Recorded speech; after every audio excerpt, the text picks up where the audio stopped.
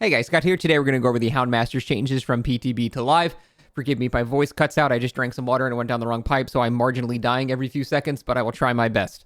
So let's just jump right into it. We'll read the dev notes as well so we can understand their insight a bit better into why they're making these changes. But the very first change is completed generators now appear light orange to the Houndmaster. Why does this matter? Well, with search mode, you can target your dog and target a generator, and the dog will go to that generator, give you the speed boost towards that generator in a very, very narrow path. So what this lets you do is basically something that Freddy can't do, where they can use your power to get to a already completed generator faster.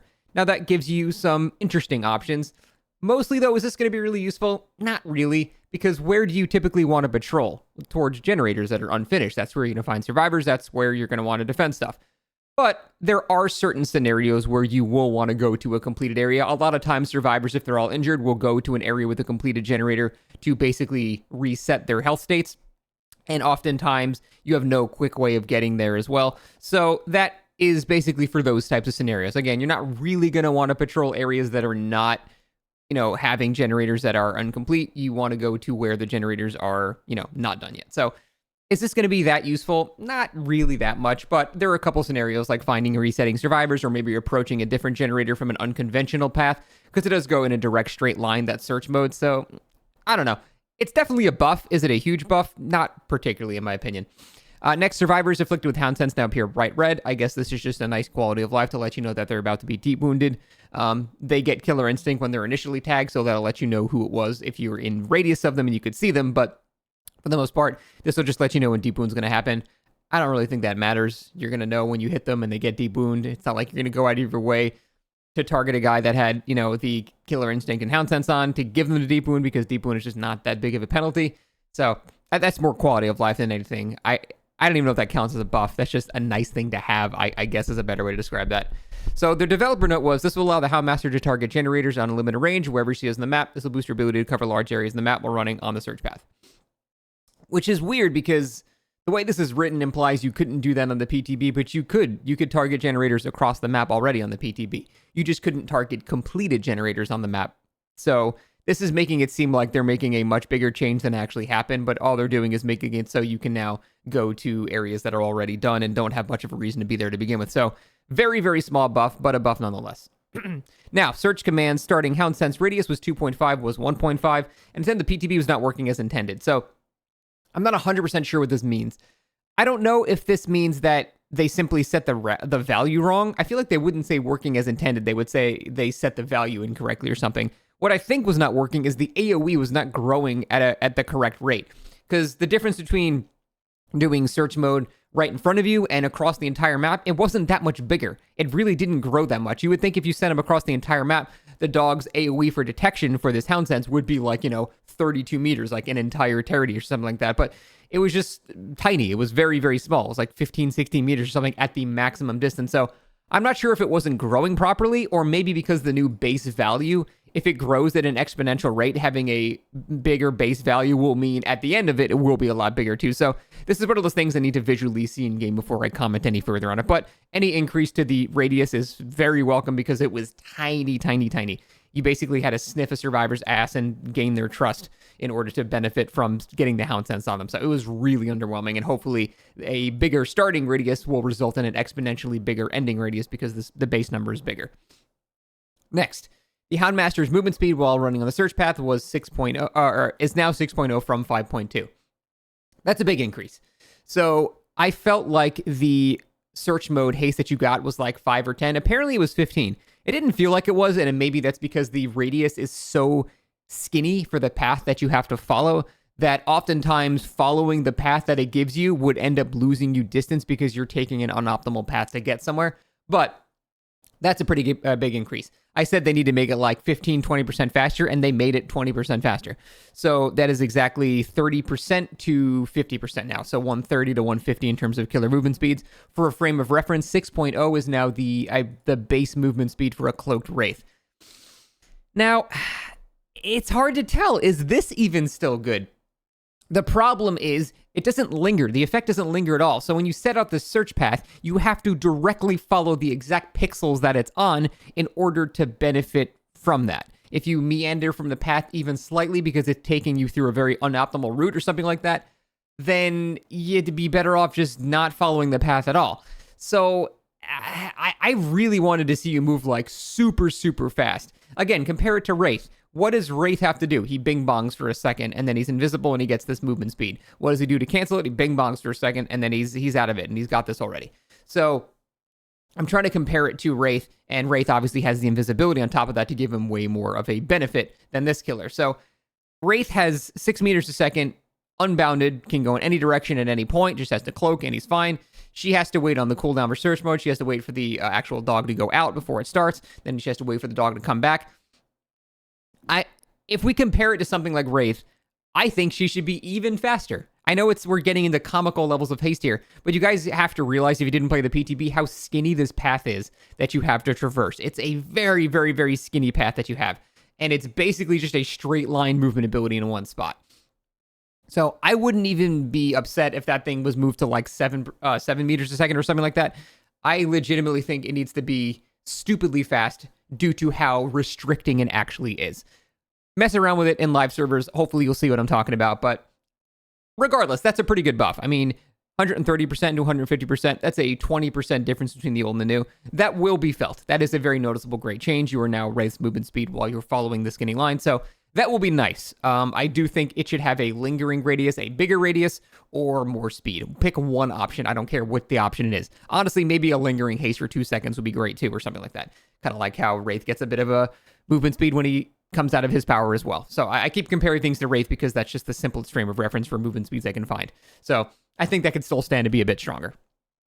The search command's detection zone to target objects has been increased and should now be easier to aim. That is great. On the PTB, targeting generators or things, it was very jank. You had to like perfectly move your mouse to the exact, just perfectly right pixel in order to get it selected so you can actually send the dog out. It seems like they made this a lot better now, which is great because that really needed to be changed. The jank felt awful.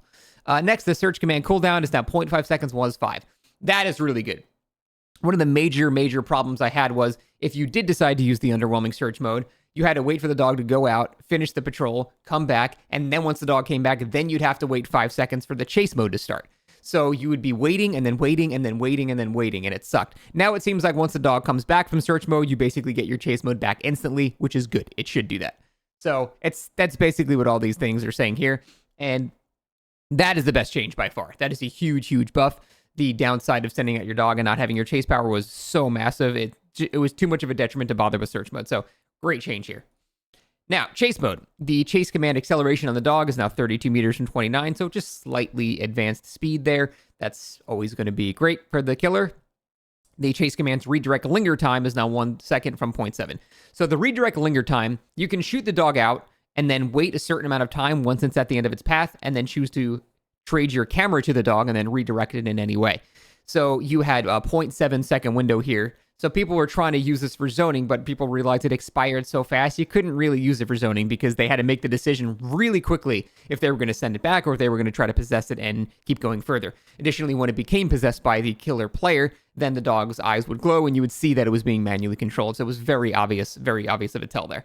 So what this means is you have a bit more time before you can decide to redirect, which means the survivor has a bit less time to decide whether or not the killer is going to actually choose to redirect or just choose the dog as a bait to pretend that the direct is going to happen for zoning. So basically, in a nutshell, if I had to simplify this line, made her zoning slightly better.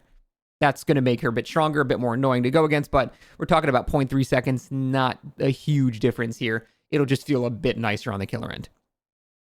Reduce chase command camera transition from Houndmaster to the dog and vice versa to 0.25 seconds. It was half a second. So when you would decide to possess the dog after it reached a certain point in its path, you could really do it anywhere. Just had to get out of a very small radius, but you could redirect from half a second out to the max distance there. Now, when you did that, the camera would take, I guess, half a second to get to the dog. So there was a delay between when you were able to go, and then you had to actually shoot the dog again. And when you shot the dog, there's another delay on top of that. So it was a delay and then a delay on top of that. So it felt kind of awkward to use, and it was really easy to dodge. So now there's just a quicker transition time. I don't really know why there's any transition time. I don't think there should be any. It should just be instant, sort of like Unknown's teleport.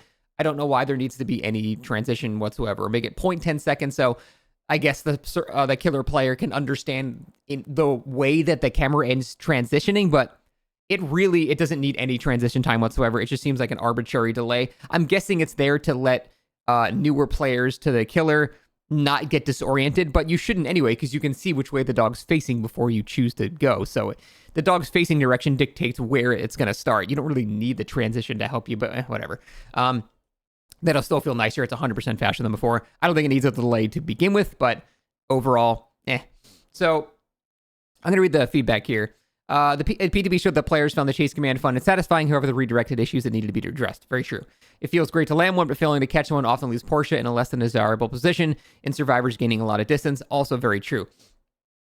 So when you shoot the dog out and you go to the redirect mode, you're in this awkward spot where you're not gaining any distance on the survivor, and as long as the survivor has any object in the way, they can see you're possessing it, and they can know to just stay behind cover until you stop possessing, and as soon as you stop, they can just run for immense amounts of distance because the killer is not moving any closer to the survivor while that's happening. So it was a very high risk, low reward scenario, and I don't really think that was addressed too much. There's still a bunch of issues with not moving while you're aiming your power, and the very obvious tells of when you're possessing it means survivors know to hide exactly when they need to, and they know to run exactly when they need to. Giving a slightly more wiggle room here will make it a bit more uncertain before that begins, but once it does begin, once you've committed to the redirect, if survivors have anything in the way, they're going to be completely safe. So it still seems like a high-risk, low-reward ability. Again, I'll have to test it in-game, but I'm not too thrilled about the strengths of the chase mode so far.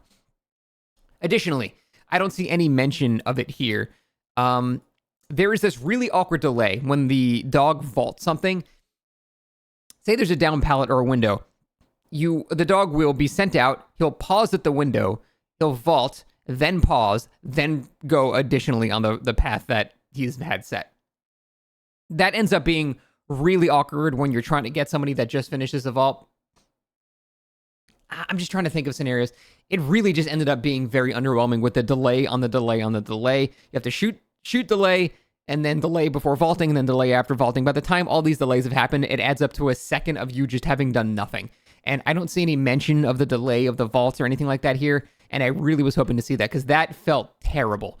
Hopefully this is one of those unnotated things here where they did patch it and they did fix it if they just didn't talk about it. But I don't see anything here. This will be one of those things we'll just have to see live. So again, this might be fixed. It might not be fixed. Sometimes they fix things without telling you in the patch notes.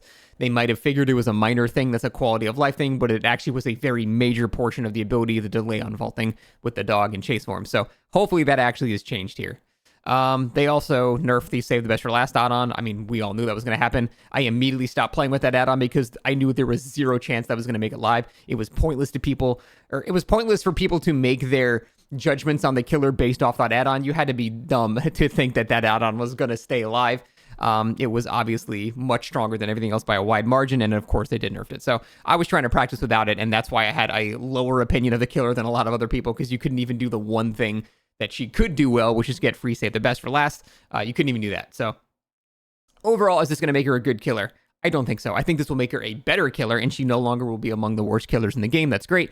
But these changes are nice, but I don't think it's going to be enough to keep her out of low to mid tier. But I'm not sure. This is very early. Again, there could be changes that are undocumented. I'm not really sure yet. Overall, she's 100% better. She is absolutely buffed from the PTB. The main question is will this be enough to make her not a bad killer? We'll have to see.